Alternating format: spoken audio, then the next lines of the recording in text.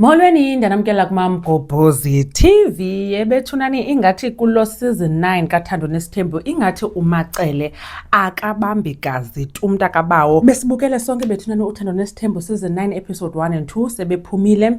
Ngoku I'm doing into ka catch up because ndingulo kaloku ebengekho but ke ndibuyile ngoku bethunani. So siboleke uMacele kunye nefamily yakhe kwabo ngento yoba ke funeka kulungiswe ilitye likatatakhe lingazange lenzwa kakuhle. And then bahlale phansi ke nosista bakhe bethetha ngento yoba ngubani invitwa ngubani ongazo-invitwa, bacele ke uTata Musamsele kuba abe khona ke noMakhwela kuthiwa uzaba khona. Xa kuyiwa kwi-sister wives kwacaba ingathi abafunwa ngandawo. Kuthi kusanjalo ke usister kaMacele omkhulu abambiza mamkhulu athethe ngendaba yento yoba uMacele kukho lento yoba ingathi uthathe iposition yomnye umntu kuTata Musamsele ngale nto uba watshatwa kuqala, uyaqonda. Andaphinde abe sitsho ke ba umntu owalama uMacele nguMasawule. So whoever oza emva koMasawule ungu-wife number 3. Ade athi uMacele kusho ukuthi uMakhwela ungu-wife number 6. So lo uziva ngathi yena uMacele wathatha indawo yakhe like ukude le ungu-number 3 zange abe nguye no-number 2 to begin with. Niyeva kucace ke uba hey Macele ingathi noko ubethe umntu emveni kwendlebe aze nento yestena sana uMacele athi ya nikhona ndithethwayo mani yestena. Hayi ke mna ke ndiyasifaka istena and istena sam sikhulu like umntu akaphili kuso. So ke ngoku uMacele utsho ukuthi ba wabetha uMayeni ngestena and then ke ngoku uMacele akakabi right ngalonto le ba wembethe ngestena. That's basically what she's saying. Ewe khangabalibiza igama lakhe but siyayazi uba uMacele unayo lanto yoba uMayeni ingathi usenesikroko sento yoba kwenziwa yena uMacele wife number 1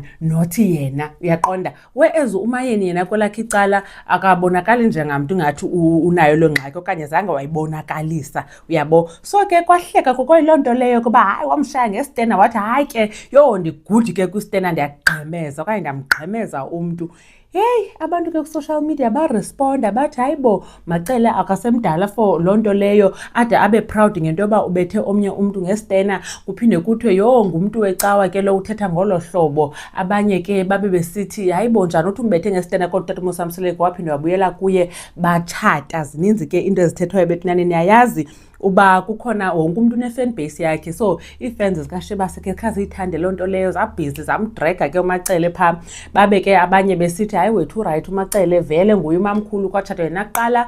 Babe bethethela ke nabakaMayeni besithi ifamily kaMayeni zange ivunywe uba angene esithenjini initially. So yiloo nto ngazange wathathwa kuqala. Then ke uMacele yena wafumana ithuba but then ke uMayeni wakhetha ba makangene. Sekumva ke ngoku sekuthathwe Masawule. Ewe ke uMasawule waye wasweleka.